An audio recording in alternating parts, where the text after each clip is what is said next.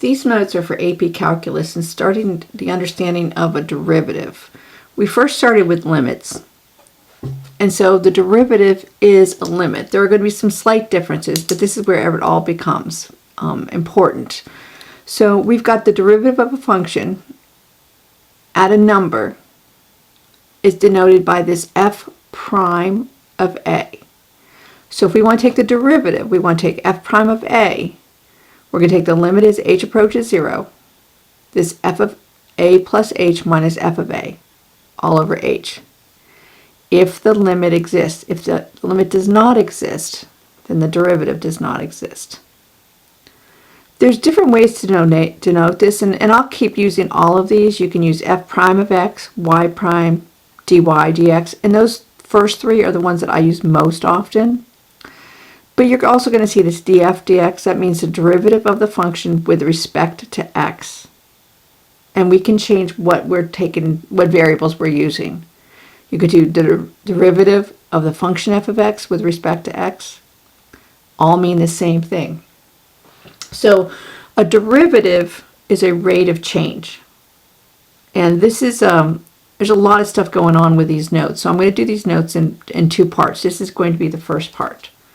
So an average rate of change is the slope of a secant line, and we use the slope formula. So for example, if I had some function, it doesn't matter what it is, it's just this function here.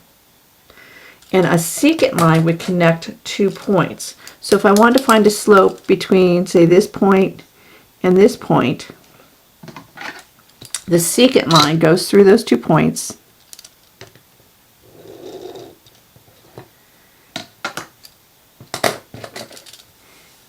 And the average rate of change is an Algebra 1 concept.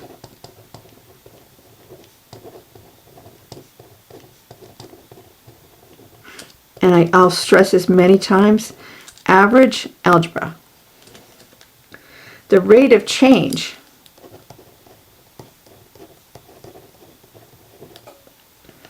of y with respect to x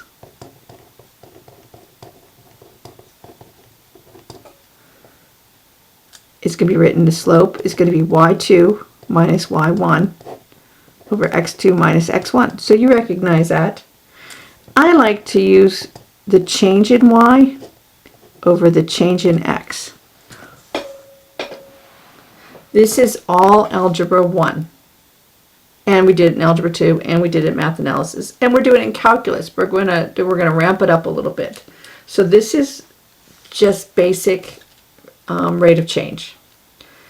We can do the rate of change of a lot of real-world applications, and that's where we're going to get into this in calculus. So now if I want an instantaneous rate of change, we're going to need to use calculus. So once again, I have this weird function. I'm just going to draw it a little bit bigger here.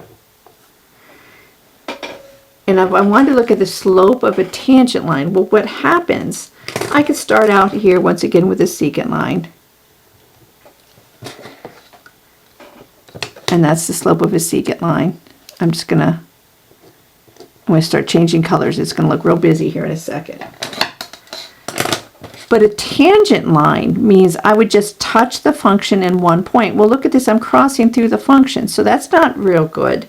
So I could come a little bit closer. So if I want the slope of a line at this point here, I'm going to move this closer. Let's say I move it to here. And now I do a secant line.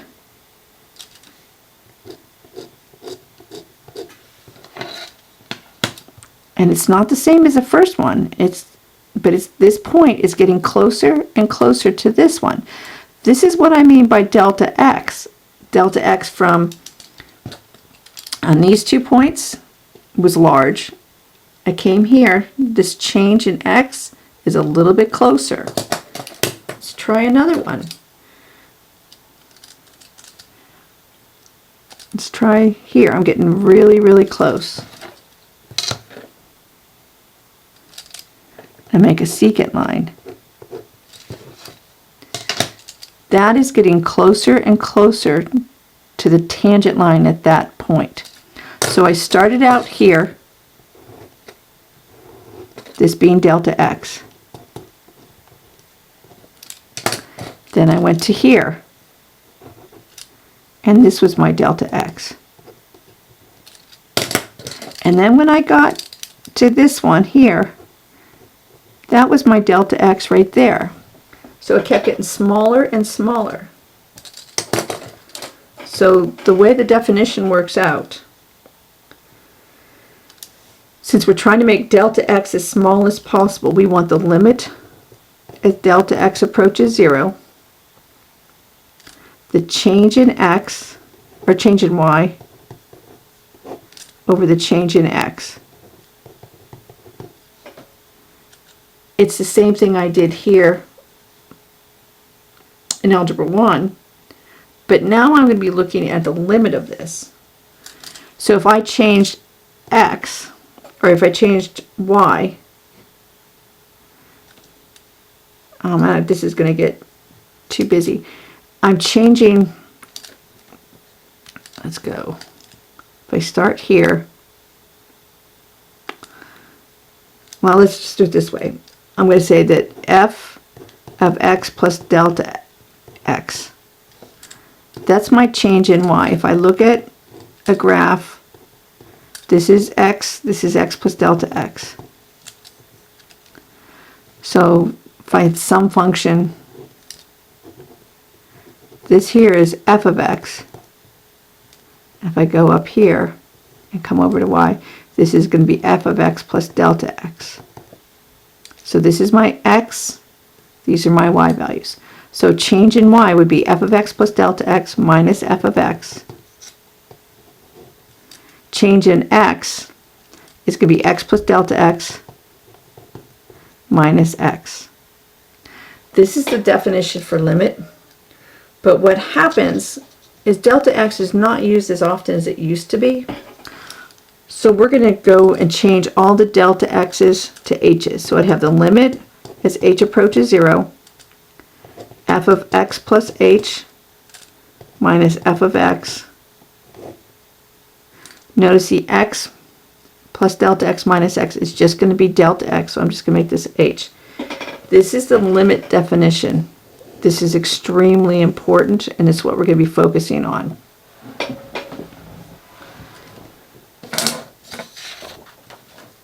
Now I'll show you a couple examples of how you would use this. And these are long examples. That's one reason for doing my notes in 2 videos. Okay, so this first example, I have 3x squared plus 1 is my function. And if I graph this function, it looks like this. It's a parabola. And to me, it's important that you understand the graphs of these functions that we're looking at. So notice, if I were to take a tangent line, let's take my ruler. If I do a tangent line right there, just touches at the vertex, my slope is 0. If I move this tangent line along here, anywhere to the right of 0, I'm going to have a positive tangent line. So imagine a line's being drawn right there. Anywhere to the left of 0, I'm going to have a negative slope for a tangent line. So what happens is anywhere a function is decreasing, the tangent line slope would be negative. Anywhere where a function is increasing, the slope of a tangent line is going to be positive. These are going to be very important concepts. So let's look at this as far as finding the derivative now using a definition. If I have f of x equals 3x squared plus 1, f of x plus delta, or see, I'm in the habit of doing delta x, f of x plus h is going to be 3x plus h squared plus 1. I'm not going to worry about this negative 2 right now. I'll come back to that. So then the limit as h approaches 0, 3x plus h squared plus 1, I want that whole thing, and subtract f of x.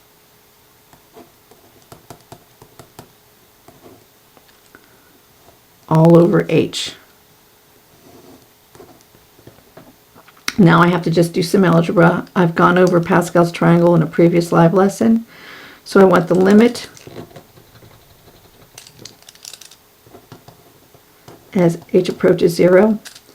3, when I expand h plus x squared, I get x squared plus 2xh plus h squared plus 1 minus 3x squared minus 1 all over h. So the limit as h approaches 0, 3x squared plus 6xh plus 3h squared plus 1 minus 3x squared minus 1 all over h. And you'll notice that 3x squared and negative 3x squared is 0. A positive 1 and a negative 1 is 0. So I have the 6xh and a 3h squared. I can factor the h out of both of these. So I have the limit as h approaches 0, h in front, 6x plus 3h all over h. H over h is 1. So I'd have the limit as h approaches 0, 6x plus 3h.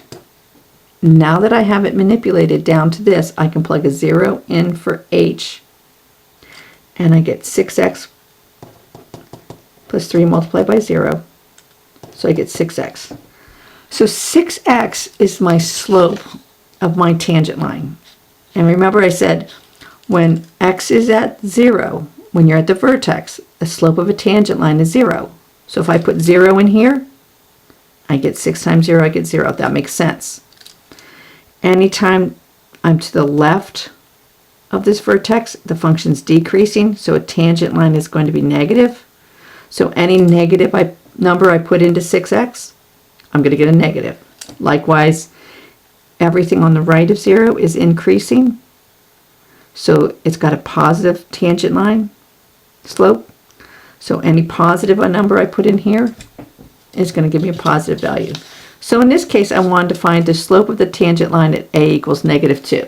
So let's get a visual first. So a equals negative 2, somewhere over here, and this is not to scale. So negative 2 is about right there. If I draw a tangent line, it looks like that. And my slope is definitely negative. So my slope when x or a equals negative 2 is 6 times negative 2. So it's going to be negative 12.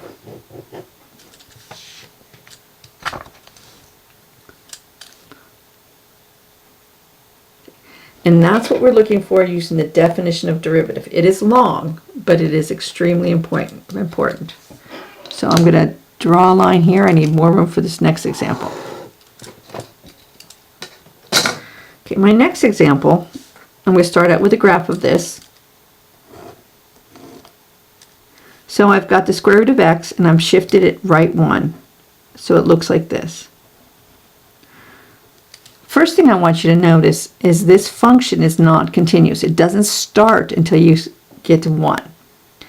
And then this is increasing forever. So no matter what I do, my slope should be positive. So f of x is given as the square root of x minus 1. So f of x plus h is going to equal to square root x plus h minus 1.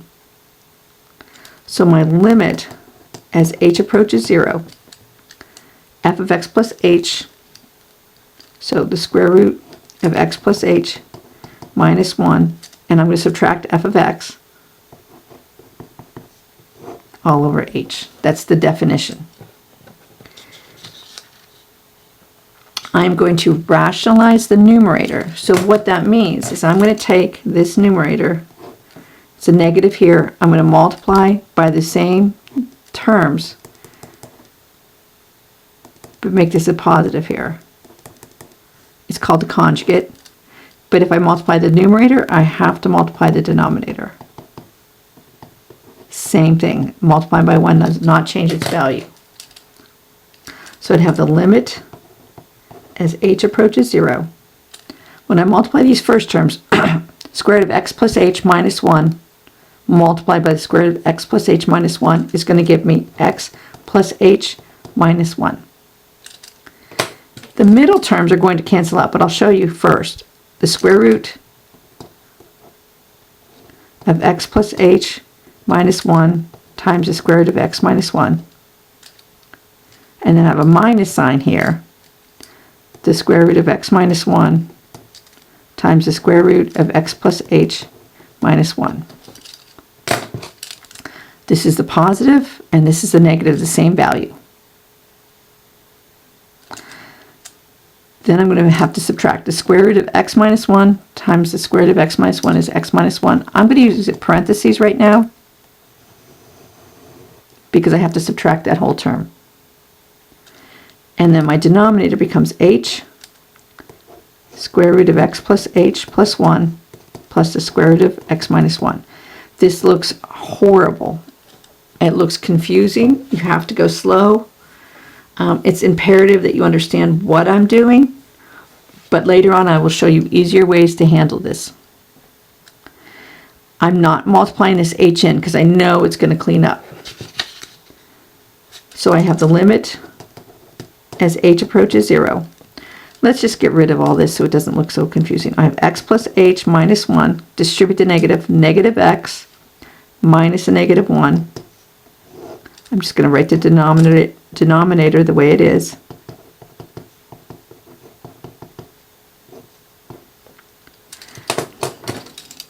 X, negative x, 0. Negative 1, 1, 0. So I'd have the limit as h approaches 0, h, and then the square root of x plus h plus 1 plus square root of x minus 1. This is the nice part. H divided by h is 1.